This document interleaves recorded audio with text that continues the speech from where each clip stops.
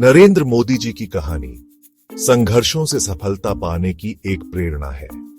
1950 में वडनगर, गुजरात में जन्मे मोदी जी का बचपन काफी कठिनाइयों भरा रहा। रेलवे स्टेशन पर अपने पिताजी के साथ चाय बेचने में वो उनकी मदद करते थे। आम भारतीयों के संघर्षों को इतनी नजदीक से देखने का उनके जीवन पर गहरा प्रभाव पड़ा। कम संसाधनों के बावजूद उन्होंने पूरी लगन से अपनी पढ़ाई जारी रखी। उन्होंने वडनगर से ही स्कूली शिक्षा पूरी की और बाद में राजनीति विज्ञान में मास्टर्स की डिग्री हासिल की। राजनीति और समाज सेवा में शुरुआती रुचि के कारण कम उम्र में ही वो राष्ट्रीय स्वयंसेवक संघ यानी आरएसएस से जुड़ गए। आरएसएस, जो कि एक राष्ट्रवादी संगठन है, ने उन्हें अनुशासन, सेवा और सांस्कृतिक गौरव के मूल्यों से अवगत कराया। उन्होंने आरएसएस की विचारधारा को अपनाया और उसकी गतिविधियों में बढ़ चढ़कर हिस्सा लिया। इस अनुभव ने उनके भविष्य के राजनीतिक सफर की नींव रखी। नरेंद्र मोदी जी ने 1987 में भारतीय जनता पार्टी यानी बीजेपी में शामिल होकर औपचारिक रूप से राजनीति में प्रवेश किया। उनके संगठन कौशल और अथक परिश्रम को बहुत जल्द पहचान मिली। पार्टी में उनका तेजी से विकास हुआ और उन्होंने गुजरात में बीजेपी को मजबूत बनाने में महत्वपूर्ण भूमिका निभाई।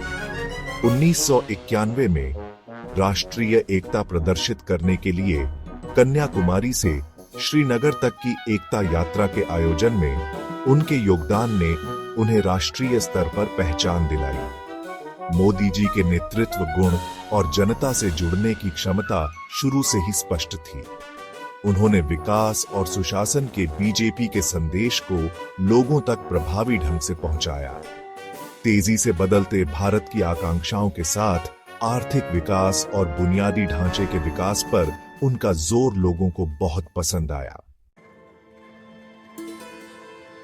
2001 में नरेंद्र मोदी को गुजरात का मुख्यमंत्री नियुक्त किया गया। एक दशक से ज्यादा के उनके कार्यकाल में प्रगति और विवाद दोनों ही रहे।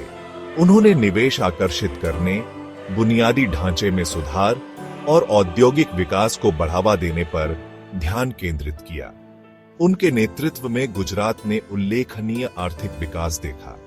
उन्होंने कृषि उत्पादकता बढ़ाने और किसानों को सशक्त बनाने के लिए नीतियां पेश की। हालांकि मोदी जी का कार्यकाल 2002 के गुजरात दंगों से भी प्रभावित रहा। दुखद गोधरा रेल हादसे के बाद भड़के दंगों ने उनके नेतृत्व के लिए एक बड़ी चुनौती पेश की। इस स्थिति से निपटने के उनके तरीके की प्रशंसा और आलोचना दोनों हुई। कुछ लोगों ने व्यवस्था बहाल करने के उनके प्रयासों की सराहना की, तो कुछ ने हिंसा को रोकने में उनकी भूमिका पर सवाल उठाए। भाग 4, देश का नेतृत्व। 14 के आम चुनावों में नरेंद्र मोदी की शानदार जीत ने भारतीय राजनीति में एक नया मोड़ ला दिया। जनता के समर्थन और बदलाव के वादे के साथ वे भारत के प्रधानमंत्री बने। उनका कार्यकाल आर्थिक सुधारों, सामाजिक कल्याण कार्यक्रमों और एक सक्रिय विदेश नीति पर केंद्रित रहा है। उन्होंने विनिर्माण को बढ़ावा देने के लिए मेक इन इंडिया और डिजिटल साक्षरता को बढ़ावा देने के लिए डिजिटल इंडिया जैसी महत्वाकांक्षी पहल शुरू की। मोदी सरकार ने अर्थव्यवस्था को व्यवस्थित करने और काले धन पर अंकुश लगाने के उद्देश्य से वस्तु एवं सेवा कर यानी जीएसटी और नोटबंदी जैसे प्रमुख सुधारों को लागू किया। उन्होंने स्वच्छता, स्वास्थ्य सेवा और वित्तीय समावेशन पर ध्यान केंद्रित करते हुए सामाजिक कल्याण योजनाओं को भी प्राथमिकता दी। स्वच्छ भारत अभियान और प्रधानमंत्री आवास योजना जैसे उनके प्रमुख कार्यक्रमों ने व्यापक ध्यान आकर्षित किया। भाग 5, एक वैश्विक राजनेता। वैश्विक मंच पर नरेंद्र मोदी एक प्रमुख नेता के रूप में उभरे। विश्व शक्तियों के साथ सक्रिय रूप से जुड़ाव किया और भारत के हितों का समर्थन किया।